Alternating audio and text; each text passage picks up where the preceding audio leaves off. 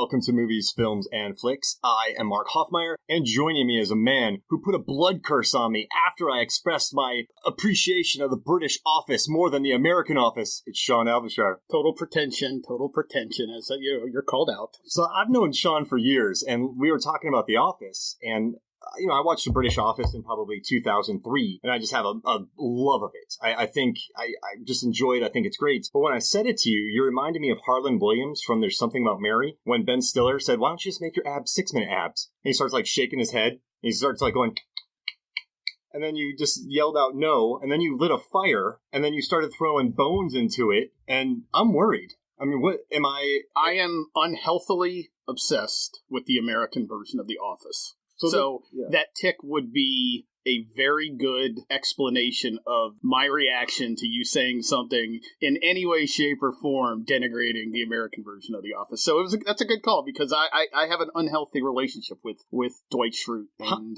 how many days do I have left to live? This blood curse looked pretty serious. Yeah. Well, I would say you're okay for 2 more years, because that's when The Office goes off Netflix. So, so you got 2 more years of this. I got to enjoy myself. I might have to go through a rewatch of The British Office to, know what's good. Well, the good news is it only lasted 1 season, so it shouldn't take you long. Well, 12 episodes, 2 specials, and a movie that's not good. So I'll leave off Life on the Road, but I'll do the first season, series, first series, second series, and then the Christmas special. Okay. I'll do those. All right. So, and then we'll let's pick a place, and I'll meet up with you in 2021. Yeah, sounds good. I mean, I won't have much time left, but it'll be like the Attack Baby Driver. I'll meet you on that bridge when I get out of prison. Yeah. Oh, what a great movie! Come on, good reference. Your reference, that was a good one. Baby Driver's legit. Yeah. Oh, it is. I love that movie. Underrated. So you were on our I was going to say Quantum of Solace Get pod. It right. My other unhealthy obsession. Yeah, so we brought you in on that. So, you're back in town, so I figured we would get back together and record another podcast. I'm excited. We kind of came up with a weird idea. We were talking about doing it again, and you sent me a list. You're like, hey, there's 80s comedies. David Fincher movies are great. You had another idea. I'm like, let's just do, since you and I are in a fantasy football league, and we've done this before in MFF, I said, let's draft a fantasy football team using only 1980s comedies and David Fincher movies. So, one caveat, when you hear the word comedies, just put it in air quotes. So they can be action comedy, horror comedy, Kramer vs. Kramer comedy, unintentional comedy, that kind of stuff. And then Fincher movies, anybody from Fincher movies. Wait a minute, Kramer vs. Kramer is an unintentional comedy? Yeah, it's hilarious. Oh, I thought it was a comedy. I was laughing at it.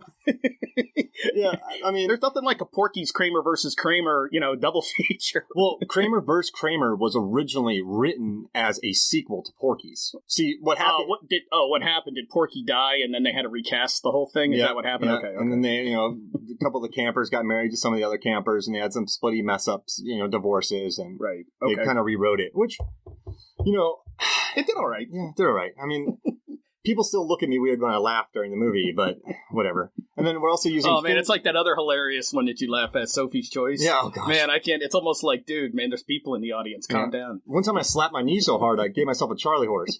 I mean, it hurt. And someone went... I did, legit. So, I'm still kind of... It's tough. Stairs are tough. I'm just envisioning you in a theater of people crying, and you're just, laughing hysterically. Make the choice already!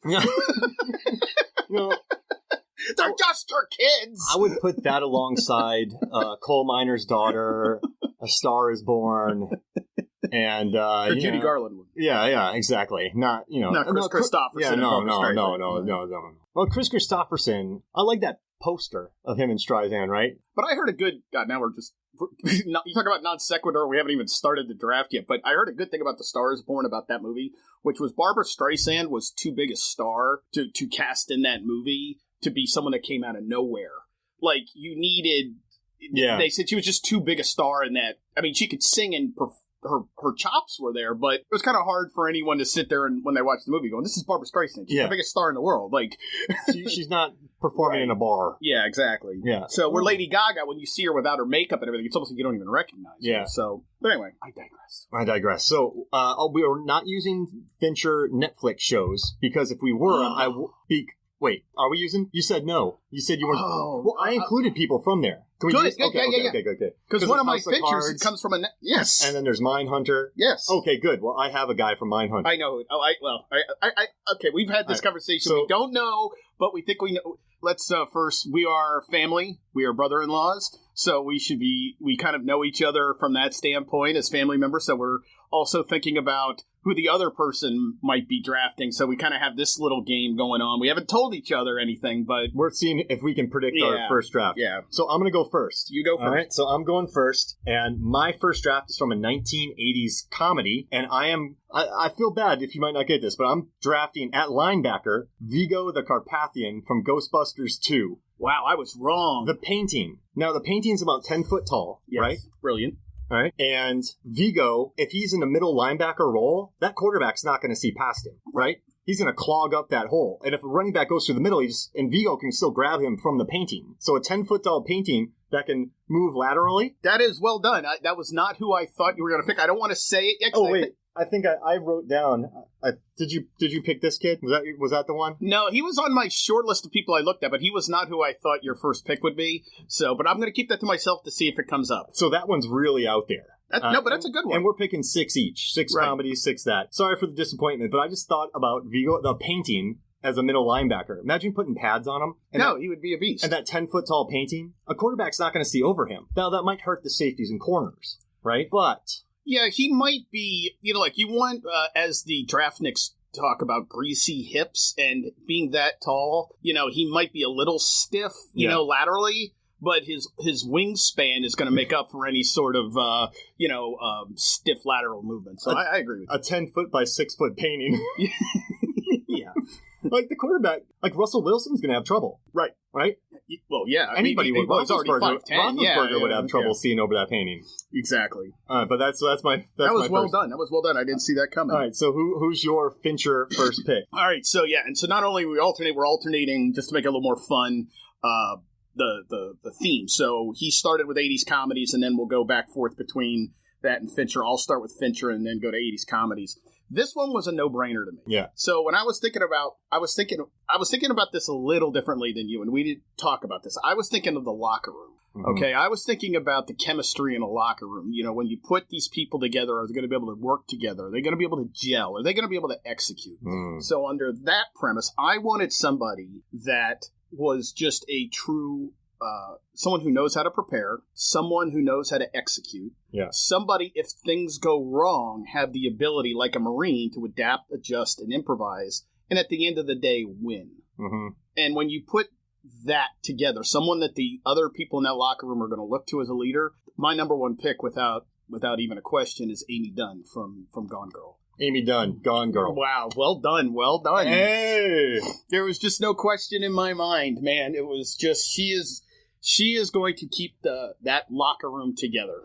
Look at that. I knew it. That was well done. So I was in the truck today. We were driving here, and I was talking to my wife, Megan, who's been on the pod a lot, and I was just saying that's an all-timer performance by Rosamund Pike. She should have won Best Actress. Yeah. But her character's awesome. Like, she beats everyone down. She's a murderer, but then she also, at the end, Affleck just kind of is beaten by her. Well, that scene with his sister, when he finally just agrees, and Margot just looks at him and goes, "You want to stay with her, don't you?"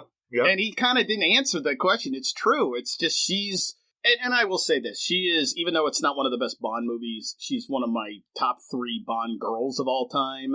Emma Frost and Dive the other day. I'm a big Rosamund Pike fan, so I probably had a little bias going into it. But within that context, I still was going to stay true to this. Mm-hmm. So that's why, she is going to be a team leader. Because let's face it, if you don't follow her, problems will ensue. So I'm proud of you, man. I had her at linebacker. I was going to have her play linebacker because if she's against you the entire game, she's just going to wear you down. By the fourth quarter, the quarterback is just... I see her more as a strong safety. But that's just me. She's just in your face. Like her, she's the linebacker eyeballing defensive quarterback, safety, I see. But I can see your point. She's just eyeballing the whole time. The guy just quits. All right. So now it's up to you. Okay, now David Fincher, round 2. David Fincher, round 2. And I'm going to go with the runner Alien as a running back from Alien 3. Okay. So, if you remember Alien 3, Fincher hates the movie, by the way. The alien ran on all 4s. So this alien, you give it the ball, right? Tucks it in, just runs. Like, that's what you want in a running back with acid blood and that gross tongue. So no one's going to want to hit it too hard because, you hit it, it's going to acid blood on you. Right. And so just imagine that thing at running back. The yak is going to be amazing. The yards after carry. Yeah. Yeah. People are going to, that initial hit, it's going to be like, yep. And then there's going to be another 3 to 5 yards after first contact every time. And it's fast, and it can run on ceilings. I don't know what that'll help. But, I mean... Don't. And I bet it could... Don't stadiums. Yep. AstroTurf doesn't matter. Some people get older. They have trouble on turf. They like to play on grass. That happens to a lot of soccer players who come over playing MLS. Right. This alien's not going to have that problem. Turn on a dime. I mean, it's fast. It's 40. What do you think the alien's 40 would be? What's the normal 40? Well, the fastest recorded 40 at the NFL Combine was a 4.2. 4.2. That was John Ross a couple of years ago. Terrible football player, though. So pure speed isn't everything. But the alien, I'd probably say 1.8. Yeah. Just jumping. Now, could that alien be a good, who's a good, running back / receiver? You know what I mean? Who are like, Duke Johnson Jr., right? During some of his better years. Marshall Faulk. Yeah. Oh, there we go. So do you think the alien could catch? How long? What's the arm span? But remember in Alien 3, it reached through the ceiling, grabbed the dude by the head, and pulled him up through the ceiling. Long. But it wasn't moving. Yeah.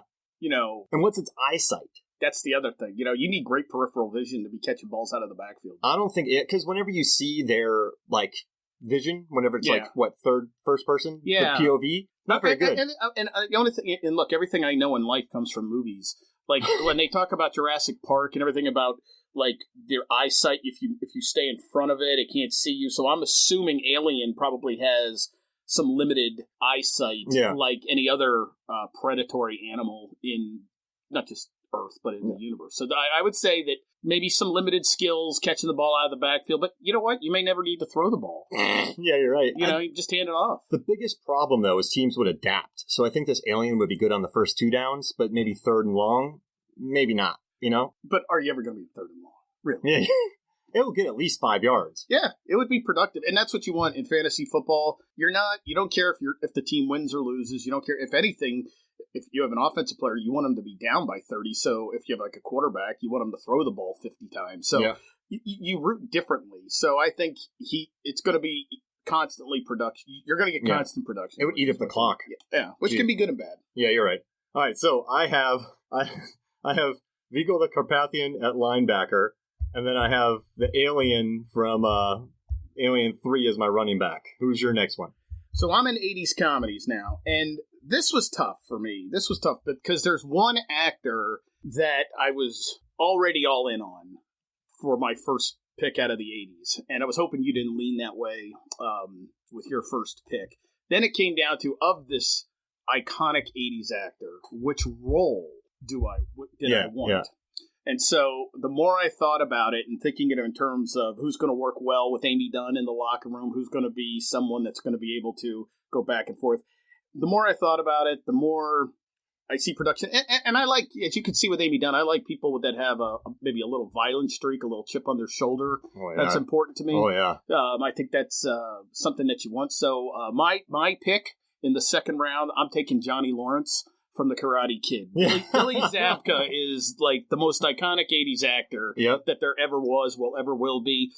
A lot of great roles in there, a lot of great roles, He's got that great role in Back to School. He had some different things. He's too much of a douchebag, I think, in Back to School, especially when he's in that goofy leopard skin Halloween costume and everything. But Johnny Lawrence in The Karate Kid is the perfect villain. I still think the Broccoli family should enlist him as a villain for a Bond movie. He was he encapsulated everything that high schoolers hate in the popular bully kid. And he was just everything you could possibly, and he did it in such an effortless way. Yeah. But he is not wrong when he talks about, in the final match, he was the 2-time All-Valley karate champion. He came in and he lost on an illegal kick. Yep. I mean, there was